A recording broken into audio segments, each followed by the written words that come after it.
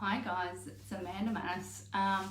So I jumped on yesterday and did a live, and I hadn't done one for quite a while, and I actually quite enjoyed doing that. I do really like helping people. That's why I do what I do. So why not do that through lives? I was reading something the other day about where people get their health information from, and 60% of it is coming from social media. 40 to 60% is coming from the internet. About 40% is coming from social media. 20% is coming from like internet sites, and only 4% of our health information is actually coming from health professionals, and that's pretty shit, really. So I thought I'd get on and kind of help you guys out, improving your health one life at a time. So I thought today we could talk a little bit about celebrating our wins. So there's so much going on at the moment, and some of the clients that I've been talking to today and over the last little while, when we drew down a little bit more, I suppose we're wired to think about what's going wrong and what we can improve. And we're really good at forgetting how far we've come and what's working well. So when I think about my own health journey, actually really thankful that I'm a dietitian, because I was a dietitian before I got a lot of my chronic health stuff that I deal with from day to day. So I was kind of in front, I suppose. I knew what to do. I just had to learn, like everyone else, how to implement the changes given everything going on in my body, given everything going on in my life, all that kind of stuff. But so when I was in my late 20s, I had a pretty shit year and dealt with a lot of chronic pain. Spent a lot of time that, walking was really painful. So I had to go on my own little health journey, or big health journey, to figure out how to manage my pain. And part of that was kind of teaching myself how to jog. I started and I would run a block, walk a block, sometimes hobble home, and I think I was about 28 and 29, and I kept, so I just kept kind of going, and I don't know why I thought that teaching myself to run would help at all, but that was in my mind. Hi, Anne, so happy to see you. Well, I can't see you, but I'm happy that you're here. So anyway, I hope you guys are safe and well. So I kept this running thing going, and I had people saying to me, physios and stuff, or different health professionals saying different things. Some people thought I was crazy. Some people thought I'd injure myself more. Some people were really supportive and teaching me how to do it. But I knew, I very quickly learnt the difference between what was good for my body and what good pain, I suppose, and bad pain. And then I taught myself, so I got my running. I finally got it up to 3Ks, and then I got it to 5Ks, and then I thought, I don't know why, that a friend and I'd never done more than 7Ks, and a friend and I just decided in 3 days we're going to run a 10K run, and we ran it without stopping. And then I decided to do a triathlon, and then I've had periods where things have gone pretty shit again, and couldn't run for 6 months at a time, or probably more. And so I've kind of had to start again. So I used to run all taped up. I'd have strapping tapes, and I'd have bands around my waist. But I always measure how my fitness is going by, if I'm like triathlon or 10K fit. And that's like my peak. That's pretty hardcore. That's hard for me to maintain, because it's pretty easy for me to get flared up and I've got to revert back again. But I say it all the time with clients, we measure ourselves by our best. And if we're not at our absolute best, then we think we're not doing good enough. So we kind of forget all that stuff, that learning to walk, learning to jog, learning to run, and think we can just bloody do the marathon. And we can't do the marathon all the time.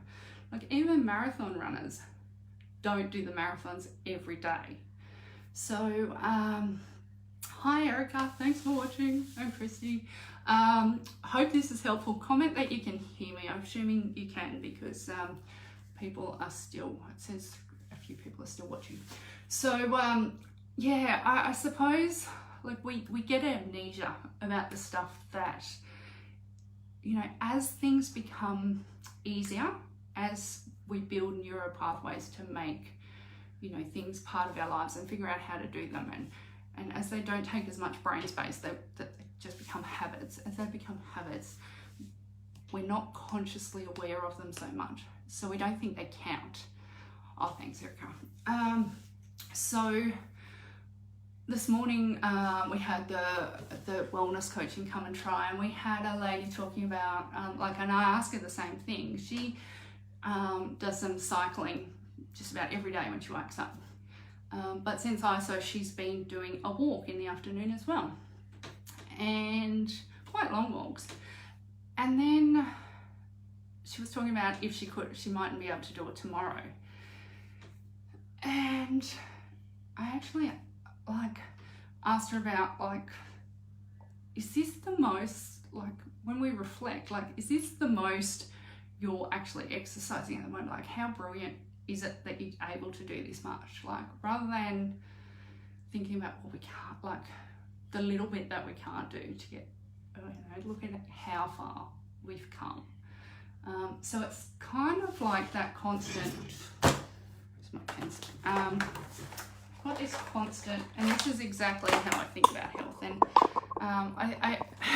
it's the reason why actually I talk about exercise sometimes for stories more than food, because it's easier for me to frame. Like, I've got the food stories that go too, like, yeah, but you kind of forget about them. So when I was about 18, I actually ate hardly nothing. I was a really fussy eating child, and didn't want to try new things. And it was only when I moved out of home when I was 18 that I actually started trying food. And I eat anything and everything now. And I don't even think about that. Because, and I don't celebrate that anymore, because I think that that's what everyone should do, because that's what I did. Anyway, I think everyone should eat everything. So we learn to walk, we learn to jog, we learn to run,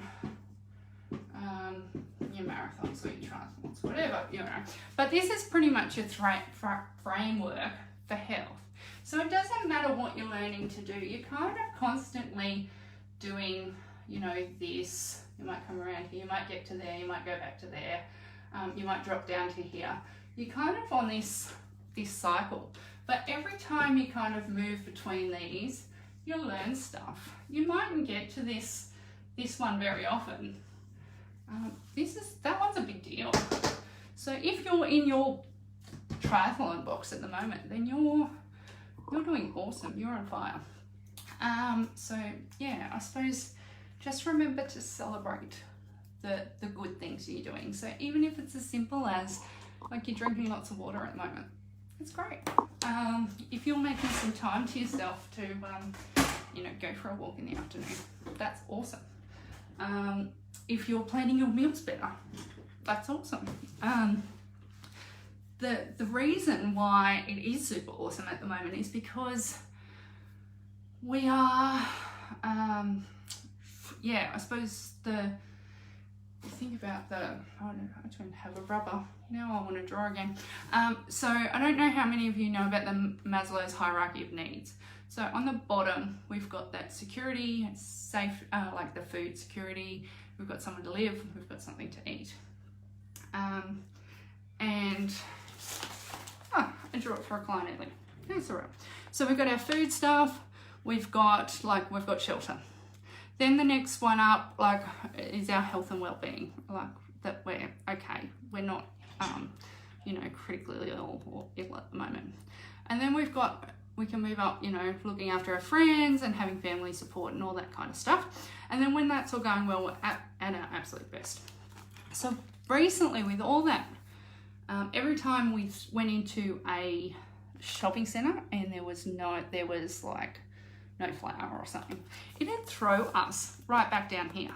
We wanted to be up here, but just seeing that stuff throws us down here. At the moment, like the supermarkets and stuff are coming back, so we can move up to this level. And as people are going back to school and people are going back to work, then all these questions start coming up. Okay, is this really the right thing? Is it too soon? You know, are the kids going to be safe? All of those questions, and that, you know, that feeling starts to go there. So we're still not being able to be our best self because we've got this stuff to deal with. And then we've got, you know, we can't see our friends as much, and we're not having that social support. So, well, hopefully we are, but, you know, it's not face-to-face as much. So if you're trying to measure yourself by your best standards, it's probably not the time for that. You're going to come up short. So celebrate what you're doing well at the moment. Enjoy what you're doing, have fun doing it. And yeah, just remember that, you know, there's always something you can do to improve your health, always, no matter what stage you're in. But it's okay if you don't do anything else, and just be where you are now and recognize how far you've come.